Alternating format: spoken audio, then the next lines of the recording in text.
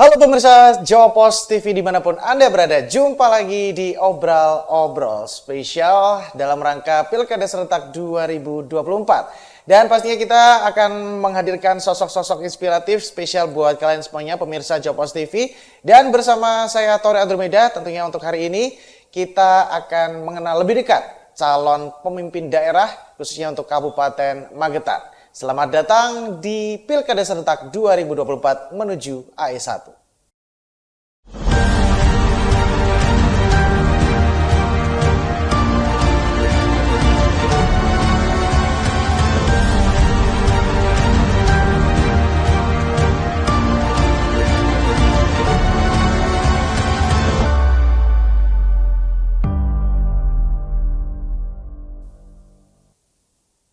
Dan untuk hari ini kita akan ngobrol-ngobrol lebih dekat lagi, lebih intim lagi, lebih sayang lagi terhadap calon Bupati Kabupaten Magetan khususnya ya. Dan di samping saya sudah ada sosok yang tentunya sudah tidak asing lagi. Langsung saja kita sambut, ini dia calon Bupati Magetan Ibu Hajah Endang Nani Endang Rusminiarti SPD MPD. Assalamualaikum warahmatullahi wabarakatuh. Waalaikumsalam warahmatullahi wabarakatuh. Iya, terima kasih banyak Pak Turnun sudah hadir di Jawa Pos TV, Bunda. Saya agak-agak nervous loh ketemu sama Bunda ini ya. Cantik sekali untuk hari ini. Terima kasih banyak sudah meluangkan waktunya ya di Jawa Pos TV di tengah kegiatan-kegiatan menjelang Pilkada Serentak nanti di 27 November. Matur nuwun sekali, Bunda. Dan pastinya untuk bisa menghadirkan sosialisasi dan juga mengenal lebih jauh terhadap calon pemimpin daerah khususnya untuk Kabupaten Magetan, Bun. Boleh dong perkenalan lagi lebih lengkap khususnya untuk profilnya panjenengan. Panjenengan ini lahir di mana, pernah sekolah di mana, karirnya seperti apa? Monggo, Bunda. Silakan. Terima kasih, Mas. Ya. Perkenalkan, saya Bunda Nani Endang Rusminarti, panggilan akrabnya Bunda Nani. Saya lahir di Desa Mas Torik, di Desa Karangrejo, Kecamatan Kawedanan, Kabupaten Magetan. Saya sekolah SD di desa. Setelah SMP saya pindah ke Ponorogo. Terus kita melanjutkan ke sekolah guru ya Mas saya. Jadi setelah SMP itu saya lanjutkan sekolah pendidikan guru. Jadi ke SPG. Jadi SMP di Ponorogo, SPG juga di Ponorogo. Terus kita lanjut kuliah di IKIP negeri IKIP PGRI Madiun. Terus S2-nya di Unisma Malang. Di Malang. Ya. S1-nya? S1-nya PGRI. Oh, PGRI, kemudian S2-nya di Malang. Setelah itu, Bun? Setelah lulus dari sekolah pendidikan guru, saya menjadi guru, Mas. Oh, berarti memang basicnya pengajar ya? Iya. Oke. Lalu? Guru, terus waktu saya menjadi guru, saya mendampingi Bapak. Kebetulan Bapak kan pegawai negeri, pegawai Pemda. Terus karirnya dari bawah, Bapak, terus akhirnya diangkat menjadi sekda. Jadi saya terus mendampingi Bapak jadi sekda, terus dari sekda Bapak alhamdulillah 2008 terpilih untuk memimpin Kabupaten Magetan sampai tahun 2018. Sampai 2018. Ya, Dan dari situ pada akhirnya karirnya panjenengan juga akhirnya nular ya, Bun? Dari pemerintahan itu akhirnya nular ke panjenengan gitu. Iya. Kebetulan tahun 2018 sampai 2018 saya sebagai wakil bupati. Wakil bupati. Kalau untuk sebelumnya pada akhirnya mengenal dunia pemerintahan, birokrasi ini awalnya memang dari Bapak sendiri atau memang ada beberapa dorongan atau minat tersendiri, passion ke sana, Bun? Ya, awalnya untuk mendampingi Bapak. Tapi setelah mendampingi Bapak selama menjabat mulai dari sekda utamanya kan kita sebagai ketua Dharma Wanita kan sekda itu terus dilanjutkan Bapak sebagai bupati otomatis sebagai ketua tim penggerak PKK. Itu setelah mendampingi Bapak itu kok ada rasa untuk terjun ke politik. Nah, itu yang menarik ya. Apa yang dirasakan waktu itu, Bun?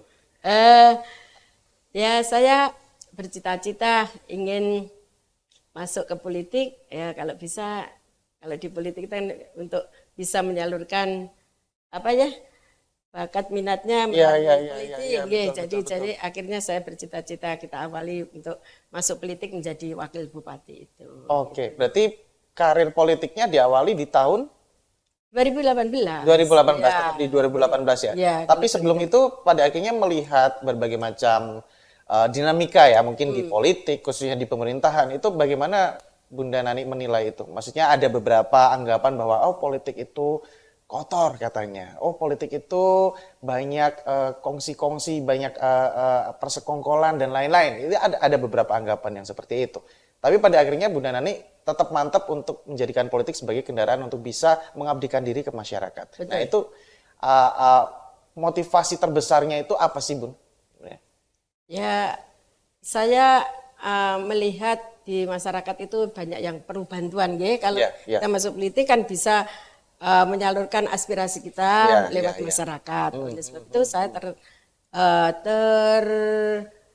tergugah, termotivasi hati saya. Akhirnya saya memutuskan untuk masuk di dunia politik. Di dunia politik ya.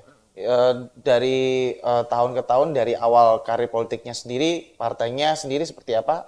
Berubah-ubah atau tetap di sama?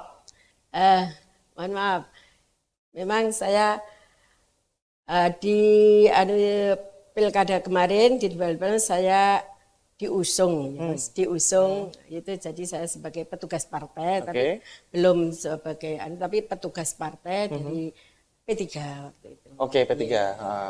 Kemudian terus diusung koalisi dengan Demokrat. Oke. Dan sampai saat ini juga pada akhirnya pengabdian untuk Kabupaten Magetan, untuk masyarakat sendiri akan dilanjutkan gitu. Insya Allah ya. Insya Allah. Oh ya, Bun, kemarin kan sempat menjabat sebagai Wakil Bupati Magetan ya, 5 tahun mendampingi Kang Woto juga. Apa yang dirasakan waktu itu? Mungkin sampai saat ini sudah mengalami fase itu ya, 5 tahun mungkin ikut memimpin Kabupaten Magetan. Apa yang dirasakan? Yang saya rasakan kepemimpinan di tahun 2018 sampai 2003 ini sudah ada kemajuan, Mas, ya, dari tahun-tahun sebelumnya. Dan juga jenjang sosial ini sudah bisa ditekan juga. Jadi sudah ada kemajuan daripada tahun-tahun yang kemarin. Nah, ini saya juga ingin kekurangan-kekurangan yang ada ini harus kita tingkatkan lagi di masa-masa yang akan datang. Gitu. Itu artinya apakah panjenengan juga sudah cukup puas dengan 5 tahun kemarin, Bunda? Belum puas. Oke. Ya. Apa yang menjadikan belum puas ya. pendampingi kemarin ya? Ya karena mungkin belum bisa maksimal sesuai dengan harapan kita, ya. Jadi belum bisa tercapai dengan maksimal. Ya. Ada beberapa pekerjaan rumah yang memang harus dimaksimalkan lagi, digenjot lagi ya. Apalagi kemarin 5 tahun kepemimpinan Kang Woto dan juga panjenengan juga sempat menemui pandemi juga ya kan. Betul. Itu sepertinya salah satu masa-masa yang berat. Betul. Bagaimana pada akhirnya menghadapi beberapa masalah-masalah yang cukup besar itu?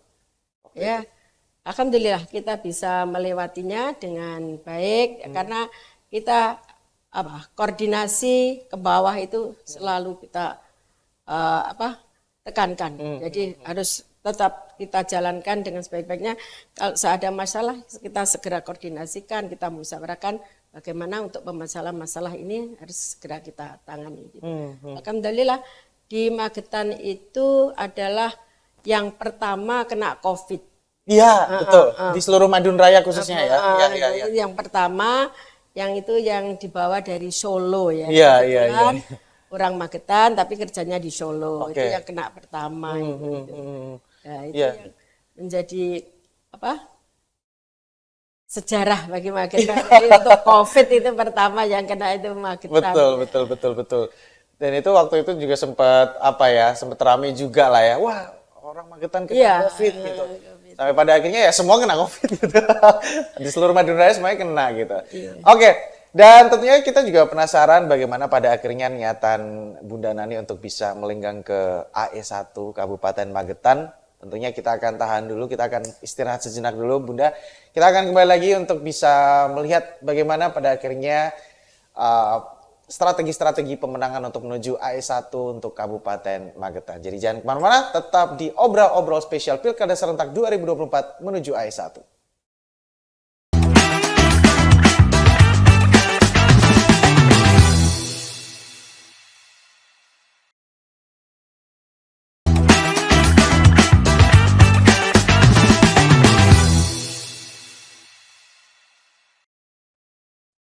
Kembali lagi di obrol-obrol spesial Pilkada Serentak 2024 menuju AE1 dan masih juga bersama dengan Bunda Nani.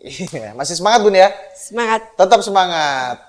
Resepnya apa sih Bun? Kok bisa tetap semangat, tetap pasti kan sebagai apa ya, seorang birokrat, seorang kepala daerah kemarin banyak kegiatan tuh pasti juga kesana kemari gitu, banyak kegiatan. Resepnya untuk menjaga kesehatan apa sih? Sering olahraga kah? Sering minum ramuan-ramuan tradisional mungkin apa? Iya, gini, saya Mas minum ramuan tradisional. Oh ya? Gitu. Saya setiap pagi itu bikin, Oh ya? ya, bikin sendiri. Heeh. Saya seduh sendiri itu ditungku itu Mas. Oh ya? Ditungku. Itu jahe. Di deplok sendiri berarti? Saya potong-potong. Oke. Tapi digeprek gitu. Oke. Enggak di gini ditumbuk enggak, cuman saya potong-potong terus digeprek gitu. Oke. Jahe, kunyit, Hah? daun salam, Oke. serai. Jadi minuman gitu? Ya, kita kita apa itu? Blender? Bukan.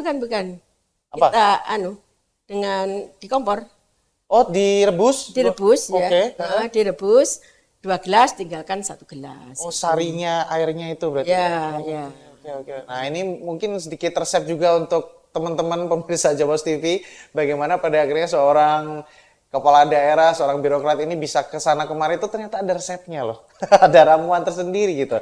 Untuk menjaga energi kesehatannya juga. Untuk biar bisa terus menyapa masyarakat gitu ya Bun ya? Ya. Oke. Nah, kembali ke topik Bun. Nih terima kasih loh tadi tipsnya kesehatan. Bunda, bagaimana Bunda Nani ini melihat Kabupaten Magetan dari kacamata seorang Bunda Nani untuk saat ini? Kabupaten Magetan itu sekarang seperti apa sih? Ya, perlu kita ketahui Mas bahwa Kabupaten Magetan itu adalah kabupaten paling ujung barat Provinsi Jawa Timur. Betul. Ya, berbatasan langsung dengan Provinsi Jawa Tengah, yaitu dengan Kabupaten Karanganyar dan Kabupaten Wonogiri. Yes. Dan untuk Magetan, ini wilayah paling barat itu adalah wilayah pegunungan, dan yang timur ini adalah wilayah pertanian, atau lahan pertanian. Oke. Dan alhamdulillah untuk Magetan ini juga pemasok sayur-sayuran. Mungkin di sekitaran Madiun Raya, mungkin sampai juga ke luar daerah Madiun Raya. Betul. Jadi sayur mayur di Magetan ini sangat banyak, sangat murah, dan Magetan sendiri punya khusus pasar untuk pasar sayur. Jadi khusus menjual sayur mayur. Ini kita punya pasar. Ya, itu di Pelausan ada, di Kota Magetan juga ada. Untuk beberapa sektor-sektor yang lain, Bun, misalnya untuk jalannya, untuk fasilitasnya, untuk infrastrukturnya, kualitas pendidikan, kesehatan, seperti apa Bunda Nani melihat Magetan? Untuk Kabupaten Magetan, infrastruktur sebenarnya juga sudah bagus, Mas. Tinggal untuk peningkatan. Ini jalan-jalan di desa ini sudah beraspal, tapi memang perlu ada perawatan-perawatan. Ya, kalau semua itu hampir sudah beraspal di jalan-jalan di desa-desa itu. Jadi mungkin perlu peningkatan untuk dirawat gitu. Terus untuk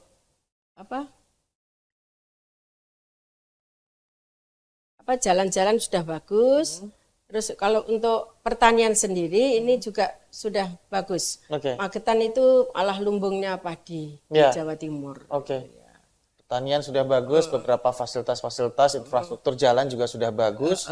Dan tentunya salah satu yang selalu menjadi primadona dari Magetan adalah pariwisatanya, Bu. Betul. Nah, ini seperti apa Bunda Nani melihat pariwisata, potensi pariwisata di Kabupaten Magetan?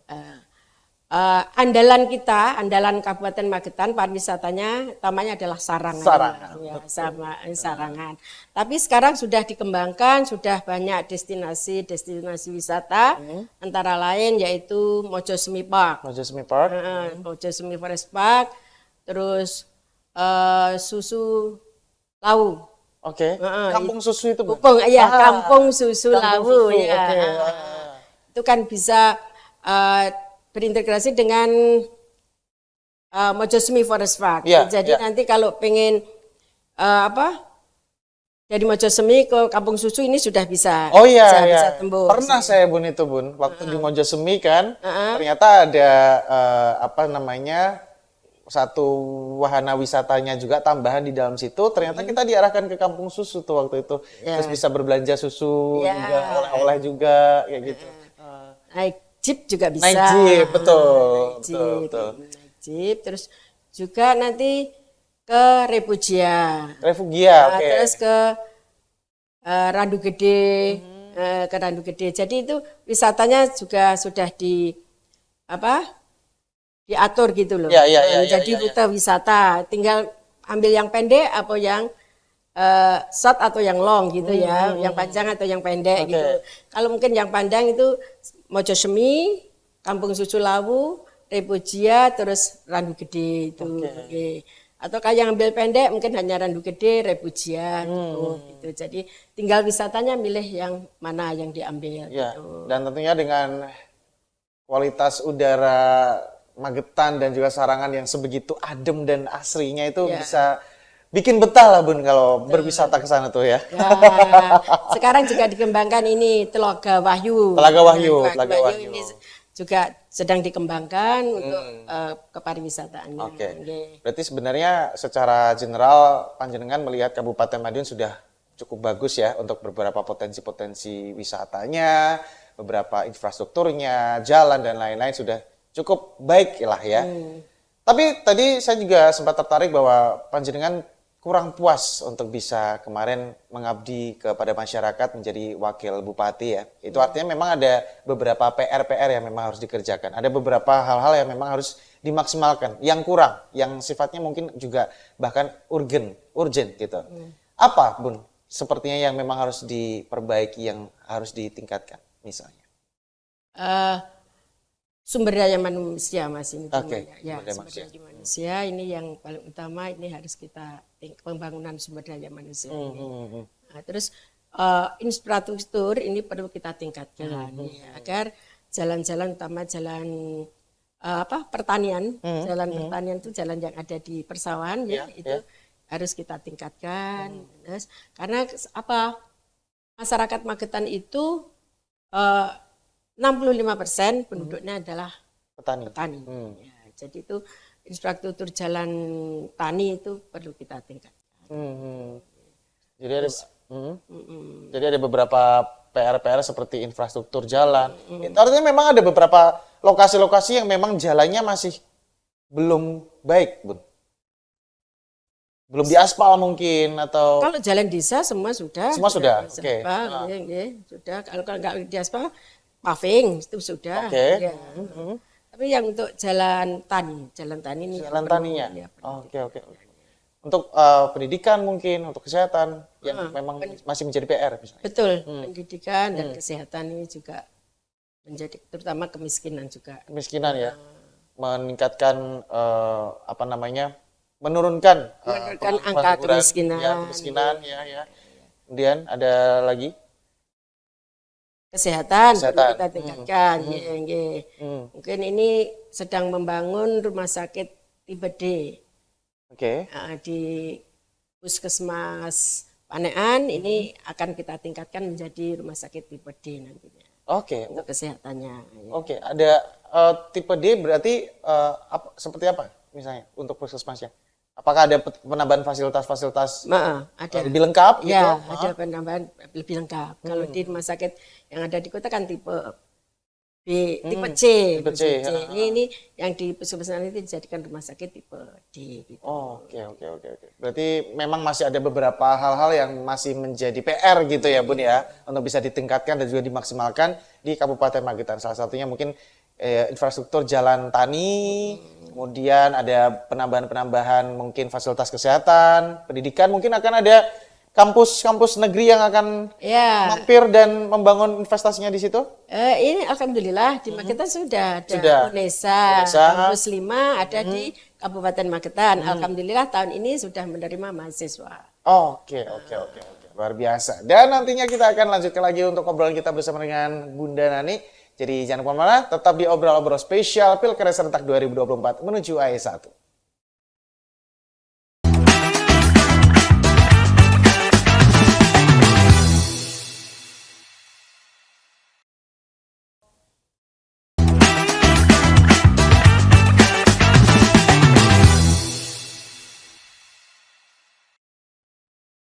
Kembali lagi di obrol-obrol spesial Pilkada Serentak 2024 menuju AE1.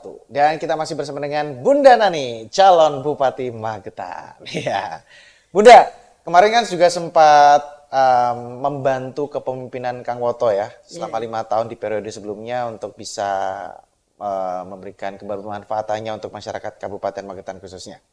Apa yang pada akhirnya membuat Bunda Nani ini juga mantap untuk saatnya untuk menjadi AE1 Kabupaten Magetan?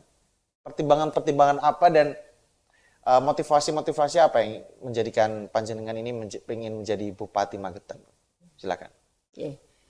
Selama 5 tahun sebagai Wakil Bupati, saya sudah merasakan bahwa di Kabupaten Magetan ini perlu kepemimpinan yang penuh dengan ketulusan, ketulusan. Tapi juga dengan tidak meninggalkan kecepatan dan ketepatan untuk mengambil tindakan. Untuk itu saya bertekad untuk mencalonkan menuju AE1 ini. Dan dengan tujuan mudah-mudahan karena saya ini sebagai Wakil Bupati perempuan yang pertama di Kabupaten Magetan, makanya saya juga bercita-cita menjadi Bupati Magetan wanita yang pertama di Kabupaten Magetan. Oke.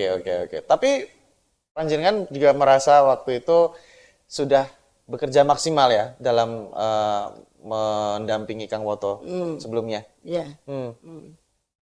Sudah merasa semuanya optimal, maksimal, ataupun mungkin nanti setelah menduduki AE1, wah ini bisa lebih maksimal lagi nih kalau misalnya memang berada di eksekutif dan menjadi pucuk pimpinan. Iya. Ya. Gimana, Bun? Iya. Jadi saya nanti kalau seandainya diberikan amanah, saya akan bekerja maksimal untuk melanjutkan apa yang kemarin sudah saya kerjakan itu yang belum selesai. Oke. Jadi memang beberapa niatan-niatan baik dan tulus itu semoga juga pada akhirnya bisa menjadi motivasi yang kuat gitu untuk bisa mengabdi ke masyarakat Kabupaten Magetan gitu ya, Bun. Nah, terus ini, Bun, menariknya bahwa panjenengan ini menggandeng sosok Kang Suyat ya sebagai wakil bupati, calon wakil bupati ya. Di mana pada pilkada sebelumnya ini beliau ini menjadi rivalnya panjenengan. Nah, ini kok bisa, Bun? Pada akhirnya digandeng untuk menjadi wakil. Cerita, Bun. Ini kebetulan silaturahmi kita ini tetap terjalin. Jadi lewat komunikasi nggih. Meskipun kemarin 2018 kita menjadi rival, tapi kita komunikasi itu tetap berjalan. Jadi saya dengan Kang Suyat itu komunikasi tetap berjalan. Jadi sering say hello begitu. Akhirnya sering bertemu. Terus akhirnya ini mendekati pilkada dia lebih intens lagi untuk sering ketemu. Akhirnya ketemu terus bermusyawarah. Kok ada kecocokan begitu loh antara kita ada kecocokan di antara kita, akhirnya ya kita sepakat Iya. untuk bergandengan. Tapi sebenarnya kedekatan panjenengan dengan Kang Suyat itu pun tidak terjalin menjelang pilkada saja ya. Iya. Waktu panjenengan menjabat pun komunikasi itu masih terus berjalan. Ya, komunikasi berjalan tapi hanya sekedar say hello gitu ya. Oke. Belum intens sampai membahas yang hal-hal yang belum. Oke. Kebetulan Kang Suyat juga anggota DPRD provinsi. Ya. Dapilnya pun dapil Magetan, Ponorogo, Ngawi, Trenggalek itu. Nah itu awalnya memang yang punya niatan untuk membuka komunikasi lebih intens lagi menjelang pilkada 2024 ini panjenengan atau Kang Suyatnya nih, Bun? Ya, 50-50 Oh, sama-sama. dua-duanya. Nah, itu artinya berarti pengen tahu juga, Bunda, seperti apa sosok Kang Suyat ini di mata seorang Bunda Nani? Kang Suyat ini adalah orangnya terbuka, harmonis, dan jiwa petarungnya tinggi. Oke. Iya. Oke. Apa yang bisa dibuktikan dari jiwa petarungnya tinggi, kemudian terbuka? Seterbuka itukah Kang Suyat untuk bisa menerima panjenengan sebagai misalnya mantan rivalnya, atau seterbuka itukah dalam meresapi atau menerima ide-ide gagasan dari panjenengan?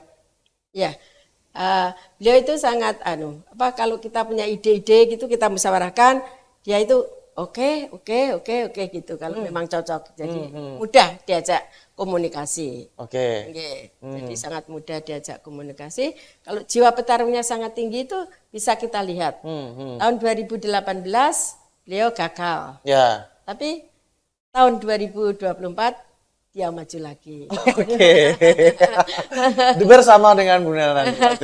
Ya. Oke.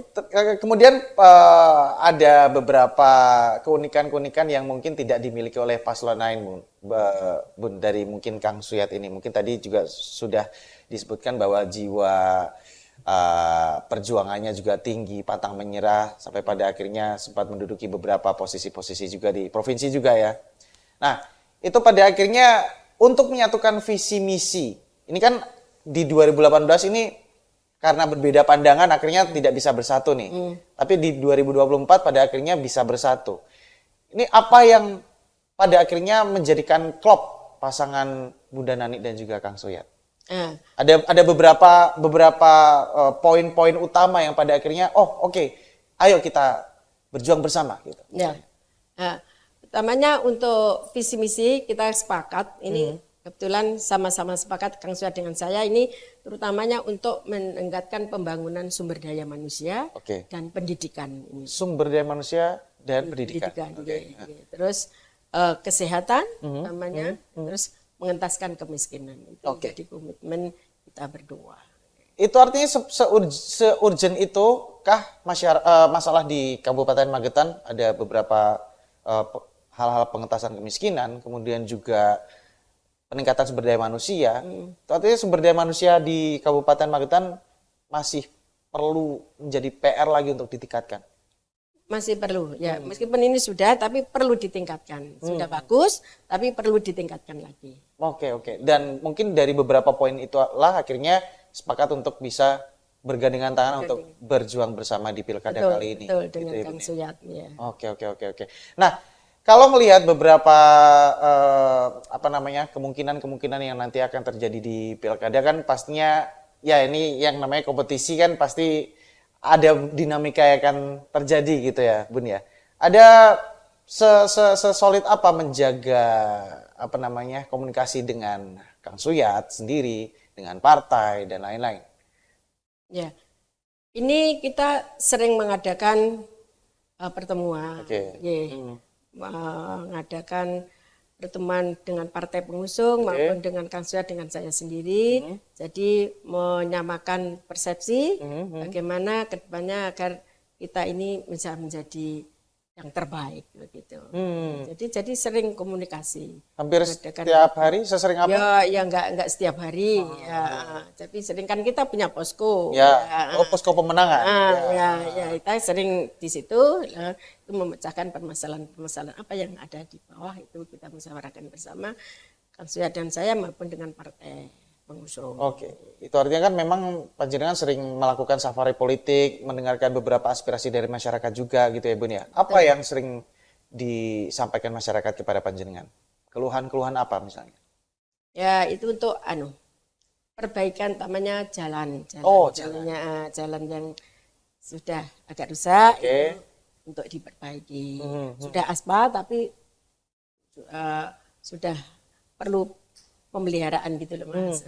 Jadi kok jalannya belum diaspal bukan. Jadi sudah berapa tapi perlu ada pemeliharaan. Oke. Dan mereka langsung menyampaikannya ke panjenengan. Iya. Biasanya medianya memang di sosial media atau memang panjenengan sering mengadakan satu forum bersama masyarakat untuk bisa menyampaikan aspirasi seperti itu mungkin? Ada beberapa momen-momen di mana panjenengan membuat satu event tertentu, mengundang masyarakat, mereka bisa menyampaikan aspirasinya, atau panjenengan langsung datang ke rumah-rumah untuk bisa langsung mendengar mereka? Kebetulan kita akan pengusung partainya banyak ya Mas. Ya. Jadi kita bekerja sama dengan partai pengusung kita. Jadi nanti ke dapil mana dengan partai ini, ke dapil sana partai ini gitu. Jadi kita dibagi dengan dapil-dapil yang ada sesuai dengan partai pengusung kita. Jadi kita turunnya bersama partai pengusung. Bersama partai pengusung. Tapi lebih sering menemui masyarakatnya bersama Kang Suyat atau panjenengan juga beberapa kali datang sendiri ke masyarakat? Harus berdua terus atau Enggak, ya? enggak. Jadi Kang Suyat kita bagi sendiri, saya juga ada bagiannya sendiri. Apalagi kalau pengajian itu biasanya nanti Bu Nani saja, nanti di lapangan saya gitu. Sudah ada pembagian tugasnya lah ya. Oke. Semakin menarik kita ngobrol-ngobrol bersama dengan Bunda Nani ya. Masih ada segmen berikutnya, jadi jangan kemana-mana, tetap di Obrol-Obrol Spesial Pilkada Serentak 2024 menuju AI1.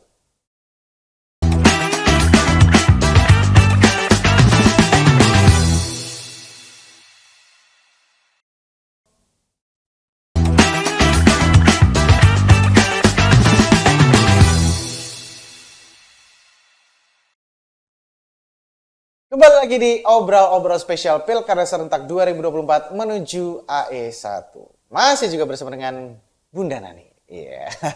Bun, pengen tahu juga nih, tanggapan keluarga seperti apa sih pada akhirnya panjenengan mantap untuk bisa mencalonkan menjadi calon Bupati Magetan di 2024. Kan mungkin ada beberapa pertimbangan-pertimbangan yang harus harus dibicarakan bersama dengan keluarga besar gitu ya. Apalagi kemarin juga sempat menjabat sebagai wakil bupati, kemudian ini juga pada akhirnya untuk pilkada berikutnya menjadi calon bupati. Apakah memang ada dukungan dari keluarga yang begitu besarnya energinya atau justru awal-awalnya sempat ditentang?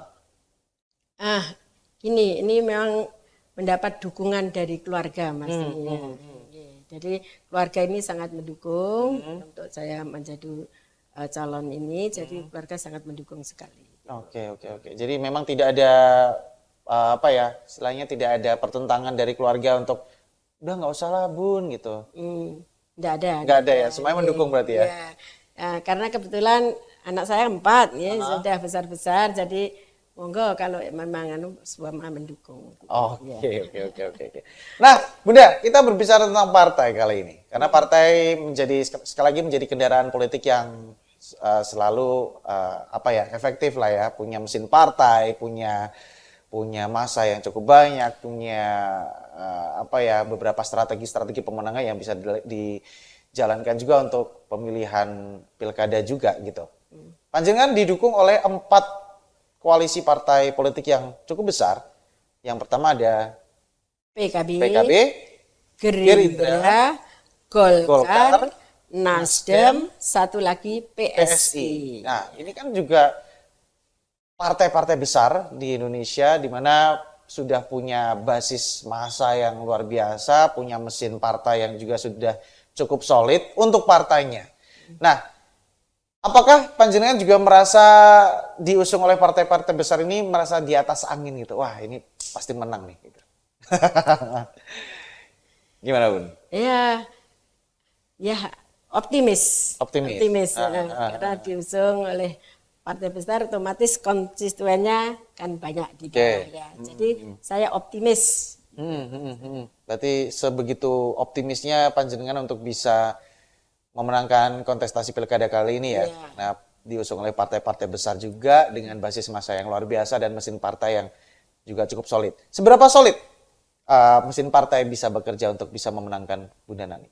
Ya, ini bisa dilihat. Jadi untuk keseriusan partai-partai ini untuk mengusung kami ini, ya jadi hampir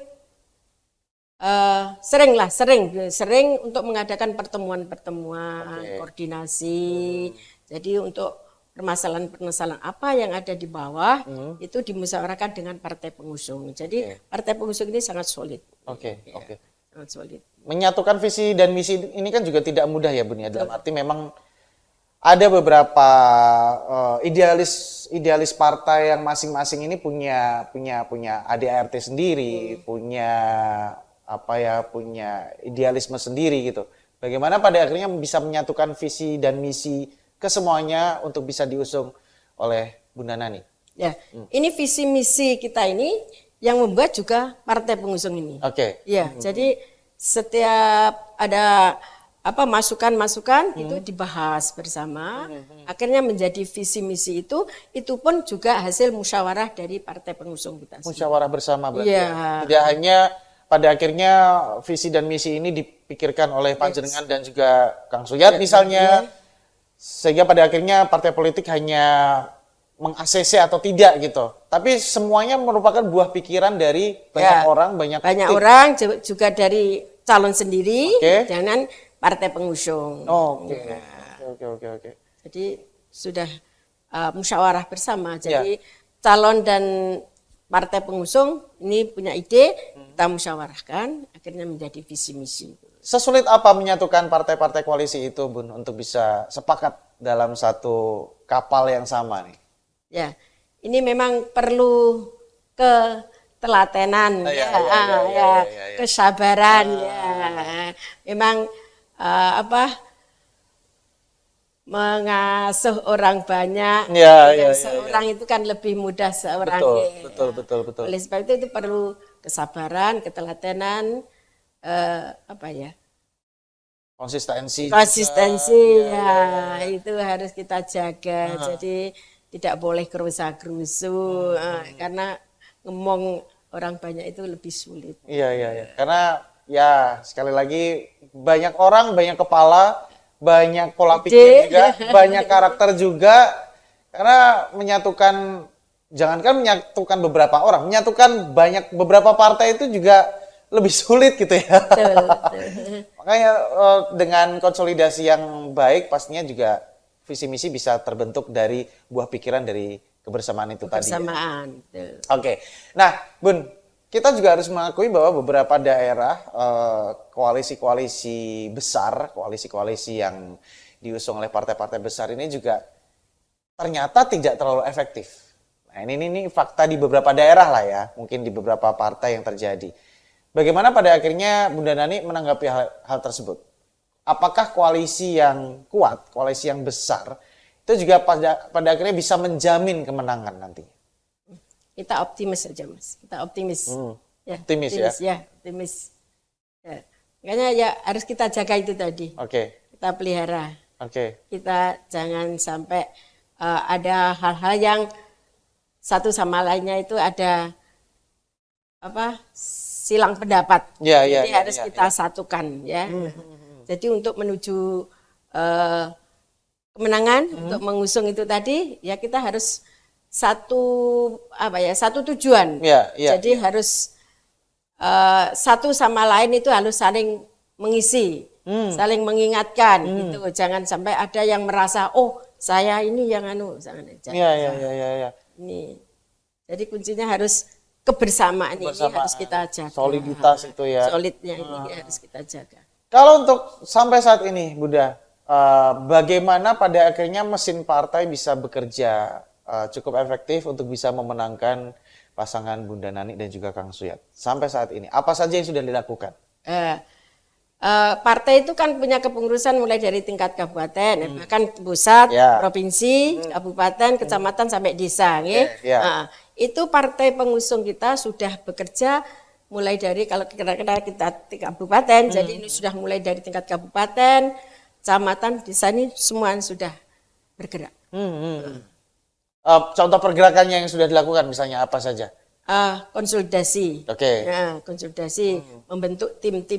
Oke. Ya, sudah sampai ke tingkat RT. Oh, oke. Berarti sudah sampai ke tingkat RT, mesin partai sudah digerakkan sebegitu maksimalnya, sudah bekerja dan siap untuk memenangkan Bunda Nani dan juga Kang Suyat gitu ya. Ada beberapa mungkin misi-misi besar ketika nanti menjabat, Bun. Biasanya di 100 hari pertama ini menjadi fokus masyarakat ya ketika menjabat. Apa sih yang menjadi fokusnya nanti ketika memang sudah menjabat? Yang 100 hari? Ya, 100 hari pertama. Gitu, Ya, misalnya. gini Mas, kalau 100 hari pertama, ini saya tidak bisa menjanjikan. Karena apa? Karena APBD kan sudah didok tahun ini. Ya, otomatis kan kita menjalankan tahun depan. Betul. Kan sudah didok tahun ini. Ya. Otomatis kita kan nggak bisa untuk program kerja saya ini. Ya, Berarti saya kan harus mengerjakan yang sudah Yang didok sudah itu. didok, ya, betul. Salah satu yang tidak menggunakan anggaran berarti kita nanti untuk sering-sering kita anjang sana ke OPD, Oke. untuk mungkin kedisiplinan, mentalitas, ASN dan Ya. sebagainya. Tapi kalau masalah program yang menggunakan dana kita kan sudah tidak bisa karena kan sudah didok tahun Ya. ini. Kita tinggal melanjutkan. Sudah didok tahun ini dan siap dijalankan untuk 2025 berarti Iya. ya. Sudah tidak ada pilihan untuk bisa mengalokasikan dana ini segini untuk ini, untuk ini. Nah, ya, makanya untuk program 100 hari apa? Kita kalau yang menggunakan dana kan sudah otomatis nggak bisa. Ya, oke. Iya toh? Ya. Oke, semakin seru dan masih ada satu segmen lagi untuk obrolan kita bersama dengan Bunda Nani. Jadi jangan kemana-mana, tetap di obrol spesial Pilkada Serentak 2024 menuju AI1.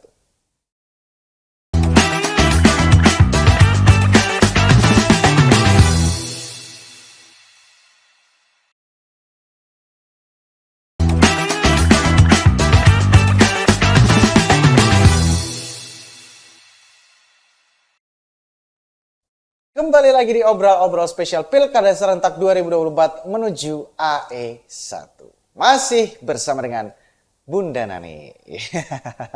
Masih semangat Bun ya? Semangat Mas Terus Tori. untuk bisa memberikan insight yang positif ke masyarakat khususnya untuk Kabupaten Magetan. Nah Bunda, kita harus akui bahwa yang kuat sepertinya juga tidak hanya panjenengan. Sepertinya paslon lain juga lumayan kuat juga nih. Sudah siap menang dan sudah siap kalah nggak Bun nanti? Kalaupun misalnya keputusannya masyarakat masih belum memberikan kesempatan untuk Bunda Nani untuk bisa memimpin Kabupaten Magetan misalnya. Seberapa siap menang dan seberapa siap kalah? Siap menang, siap kalah, tapi optimis menang, Mas. Optimis menang. Tapi kalaupun misalnya kalah misalnya, Iya. sudah sebegitu ikhlaskah? Sudah sebegitu menerima hasilnya kah? Ya, itu semuanya kan takdir ilahi. Ya. Kalau memang sudah takdir ilahinya seperti itu, kita harus menerima apa adanya yang terjadi. Oke.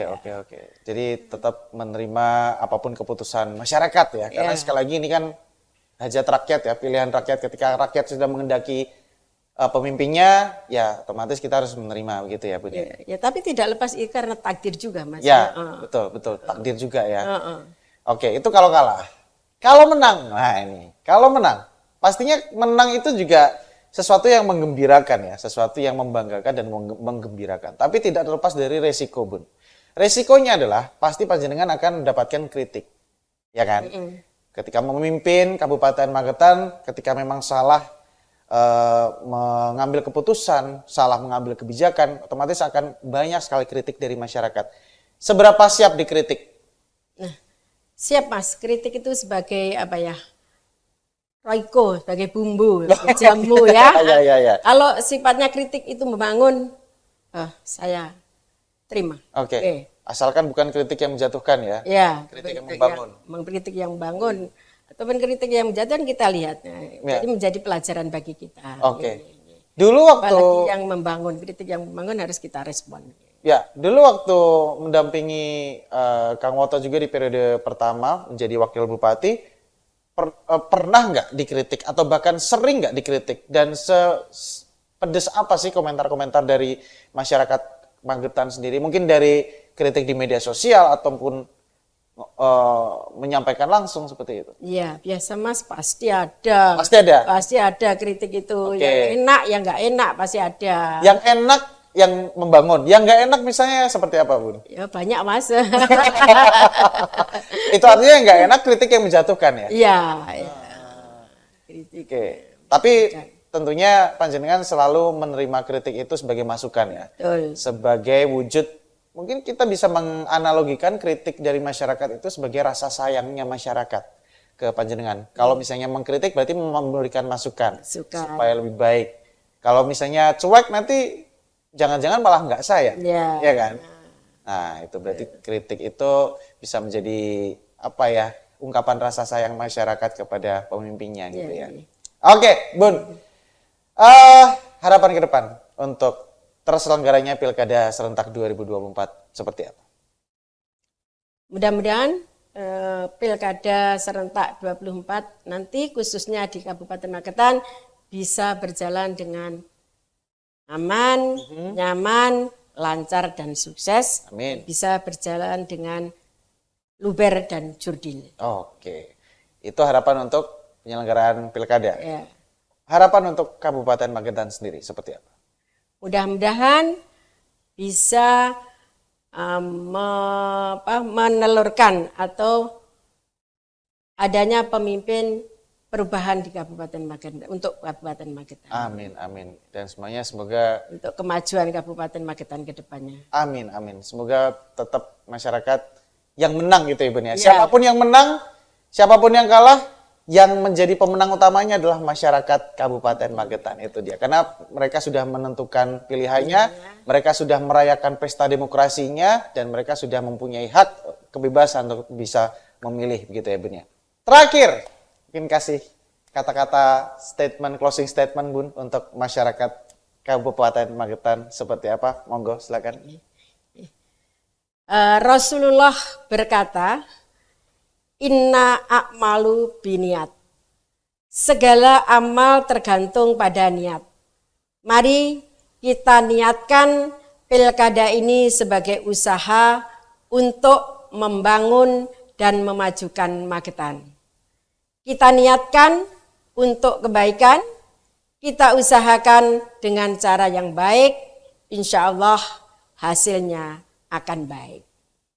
Oke, itu dia quote terakhir dari Bunda Nani. Terima kasih banyak Bunda Nani sudah hadir di Jawa Pos TV dan juga memberikan banyak sekali insight positif dan juga apa ya beberapa hal-hal yang menarik untuk Kabupaten Magetan. Semoga kedepannya target-target pemenangan bisa tercapai, konsolidasi partai juga bisa terjalin baik, dan pastinya yang paling penting bisa menjadi penyambung lidah masyarakat untuk bisa menjadikan Kabupaten Magetan lebih baik lagi.